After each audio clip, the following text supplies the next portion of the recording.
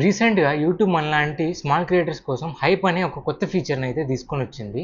చాలామంది హైప్ అంటే అసలు ఏంటి? హైప్ పాయింట్స్ ఎలా కాలిక్యులేట్ అయితాయి? అని చాలా కామెంట్స్ అయితే చేస్తున్నారు. సో, వాటి కోసమే నేను ఈ వీడియోలో హైప్ ఫీచర్ యొక్క ఓవర్‌వ్యూ, దాని యొక్క ఎలిజిబిలిటీ, దాని ద్వారా మనకి ఎలాంటి బ్యాడ్జెస్ వస్తాయి, హైప్ పాయింట్స్‌ని ఎలా కాలిక్యులేట్ చేస్తారు, హైప్ యొక్క మిస్‌కన్సెప్షన్స్ అండ్ దాని యొక్క క్లారిటీ ఈ వీడియోలో డీటెయిల్‌గా డిస్కస్ చేశాను. వీడియో ఎండ్ వరకు చూడండి.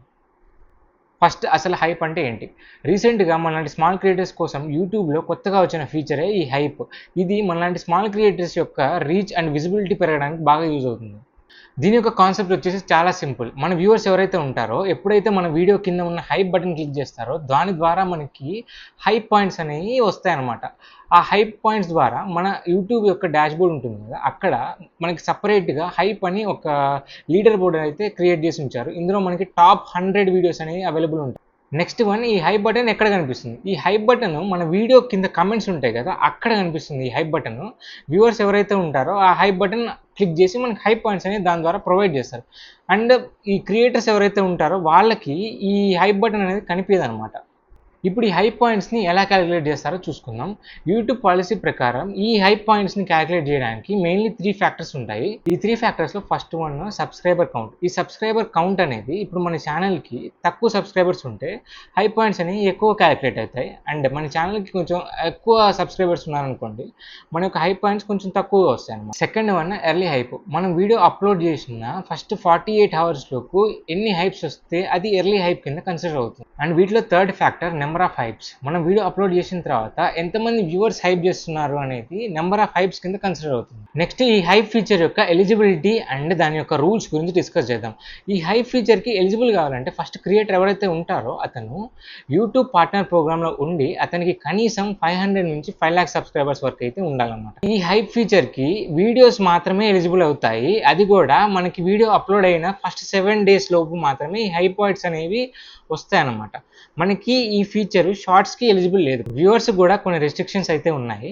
ఈ కొత్త హైప్ ఫీచర్లో వ్యూవర్స్ ఒక వీక్కి 3 హైప్స్ మాత్రమే ఇవ్వగలరు. అంతకు మించి పర్మిషన్ అయితే లేదనమాట ప్రస్తుతానికి.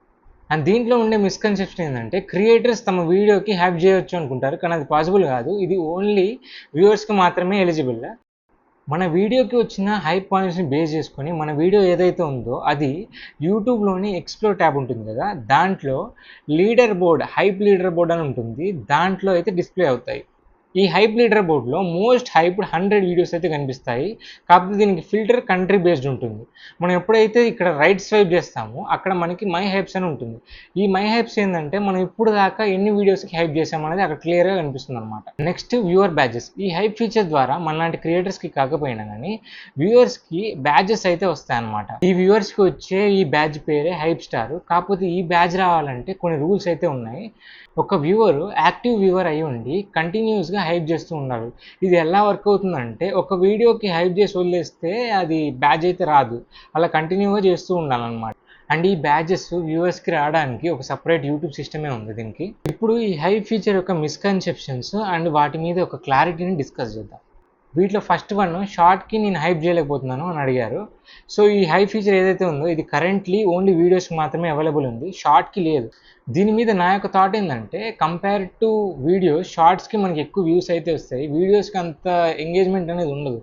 సో ఈ హైప్ ఫీచర్ ద్వారా మన వీడియోస్కి కూడా మంచి రీచ్ అయితే వస్తుంది. షార్ట్స్కి అంతగా ప్రస్తుతానికి అవసరం లేదు. సెకండ్ వన్, తమ వీడియోస్కి తామే హైప్ చేయలేకపోతున్నాము అని అడిగారు అనమాట. సో ప్రస్తుతానికి ఈ హైప్ ఫీచర్ సెల్ఫ్ హైప్ అనే ఆప్షన్ అనేది లేదు, ఓన్లీ వ్యూవర్స్ మాత్రమే హైప్ చేయగలరు. హైప్ స్టార్ అనే బ్యాడ్జ్ ఎవరైతే వ్యూవర్స్ ఉన్నారో వాళ్ళకు వస్తుంది అనమాట. ఎవరైతే క్రియేటర్స్ ఉంటారో వాళ్ళకి హైప్ స్టార్ అనే బ్యాడ్జ్ రాదు వ్యూవర్స్ ద్వారా. ఈ కొత్త ఫీచర్లో నాకు బాగా నచ్చిన పాయింట్ ఏందో చెప్తాను, ఒకసారి వినండి. జనరల్గా షార్ట్స్కి వీడియోస్తో కంపేర్ చేస్తే ఎక్కువ వ్యూస్ వస్తాయి, కానీ మన వీడియోస్కి కూడా రీచ్ తెచ్చుకునే ఛాన్స్ యూట్యూబ్ ఈ ఫీచర్ ద్వారా మనకిస్తుంది. సో ఇప్పుడు వ్యూవర్స్ని ఒకప్పుడు లైక్, షేర్ అండ్ సబ్స్క్రైబ్ చేయండి అని ఎలా అడిగేవాళ్ళమో అదేవిధంగా హైప్ చేయండి అని కూడా రిక్వెస్ట్ చేయొచ్చు. అండ్ ఎస్, మీకు ఒకవేళ 500 కంటే తక్కువ సబ్స్క్రైబర్స్ ఉంటే ఈ ఫీచర్ అనేది మీకు ఇంకా ఎనేబుల్ అవ్వకపోయి ఉండొచ్చు. So wait for roll out. And finally దీంతో మీకు హైప్ ఫీచర్ యొక్క ఫుల్ డీటెయిల్స్ కవర్ చేసినట్టే. మీకు ఏమైనా డౌట్స్ ఉంటే కమెంట్స్లో మెన్షన్ చేయండి, హ్యాపీగా రిప్లై చేస్తాను. All the best for all the YouTube creators. Content నచ్చినట్టయితే ఒకసారి ఛానల్ని విజిట్ చేసి ఉన్న వీడియోస్ అన్ని ఒకసారి చెక్ చేయండి. యూస్ఫుల్ అనిపిస్తే సబ్స్క్రైబ్ చేసుకోండి.